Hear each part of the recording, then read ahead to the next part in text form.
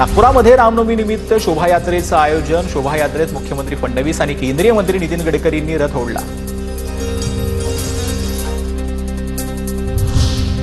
नागपुरात रामनवमी निमित्तानं निघालेल्या शोभायात्रेचं मुस्लिम बांधवांकडून फुलांचा वर्षाव करत स्वागत। काही दिवसांआधी हिंसाचार झालेल्या मोमीनपुरा परिसरात शोभायात्रा दाखल होताच फुलांचा वर्षाव।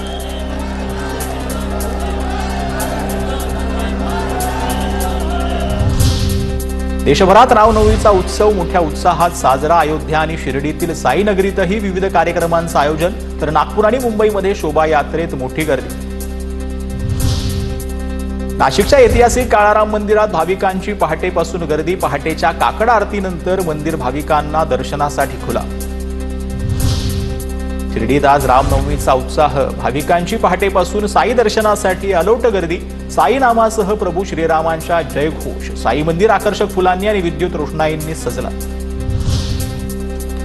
मुंबईतल्या वडाळ्यातील राम मंदिरात राम जन्मोत्सवाचा उत्साह। रामनवमी निमित्त विविध धार्मिक आणि सांस्कृतिक कार्यक्रमांचं आयोजन। दर्शनासाठी सकाळपासून भाविकांची गर्दी।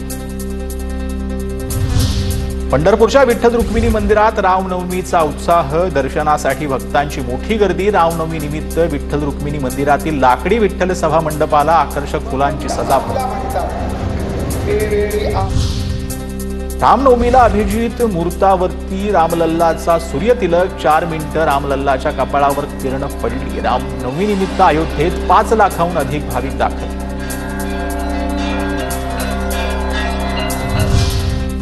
सोलापूरच्या महाशिरजमधील रेडे गावात रामनवमी निमित्त अखंड हरिनाम सप्ताह कार्यक्रमाचं आयोजन। कार्यक्रमाच्या निमित्तानं गावांमधून दिंडी काढून ज्ञानोबा तुकारामाच्या नावाचा भाविक भक्तांकडून गजर।